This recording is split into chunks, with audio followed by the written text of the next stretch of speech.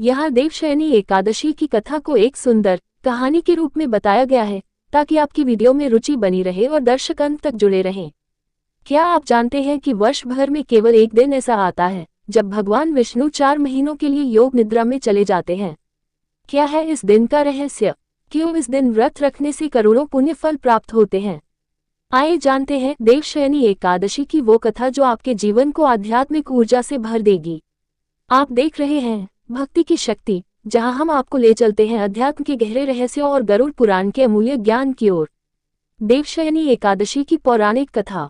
एक समय की बात है, धरती पर धर्म की स्थापना हेतु भगवान विष्णु का वर्चस्व चारों दिशाओं में फैल चुका था। स्वर्ग में देवता, धरती पर संत और पाताल में असुर सबको ज्ञात था कि भगवान विष्णु ही इस सृष्टि के पालनहार हैं। परंतु पाप बढ़ रहा था, असुरों का आतंक फिर से मंडराने लगा था। तब देवताओं ने मिलकर भगवान विष्णु से प्रार्थना की, प्रभु इस संसार से अधर्म और अराजकता को दूर करें। भगवान विष्णु बोले, अब समय आ गया है मेरे विश्राम का। जब मैं योग निद्रा में जाऊंगा तब सृष्टि का संचालन मेरे प्रतिनिधि संभालेंगे। देवताओं ने चिंतित होकर पूछा, प्रभु जब आप विश्राम करेंगे तो अधर्म और पाप कैसे नियंत्रित होगा? भगवान मुस्कुराए और बोले, जो भी मेरी देवशयनी एकादशी को व्रत, कथा और ध्यान से मनाएगा उसके सारे पाप नष्ट हो जाएंगे। वो सदा धर्म के मार्ग पर चलेगा और अंत में मोक्ष पाएगा। और फिर आषाढ़ शुक्ल पक्ष की एकादशी तिथि को भगवान विष्णु ने क्षीर सागर में शेषनाग की शैया पर 4 महीने की योग निद्रा में प्रवेश किया। इस दिन से चातुर्मास भी आरंभ होता है, यानी वो समय जब भगवान विश्राम में होते हैं। इस अवधि में विवाह, मांगलिक कार्य वर्जित माने जाते हैं।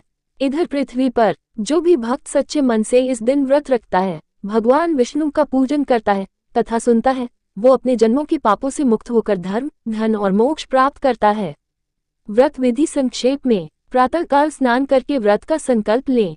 भगवान विष्णु को पीले फूल, तुलसी और पंचामृत से स्नान कराएं।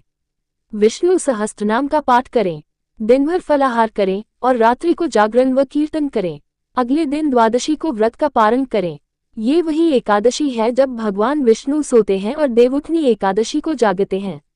इन 4 महीनों तक हमें संयम, सेवा और भक्ति का पालन करना चाहिए। शुभ फल। जो भी भक्त देवशयनी एकादशी की व्रत कथा श्रद्धा से सुनता या सुनाता है, उसे हजारों यज्ञ और दान के बराबर पुण्य प्राप्त होता है और अंत में वैकुंठ धाम की प्राप्ति होती है।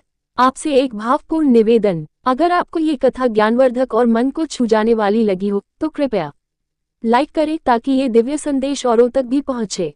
सब्सक्राइब करें ताकि भक्ति और गरुड़ पुराण की अगली अद्भुत कथाएं आप तक तुरंत पहुंचें। कमेंट करें ओम नमो नारायणाय लिखकर भगवान विष्णु को प्रणाम करें। जय श्री हरि, जय भक्ति की शक्ति। आपका साथ ही हमारी सच्ची प्रेरणा है।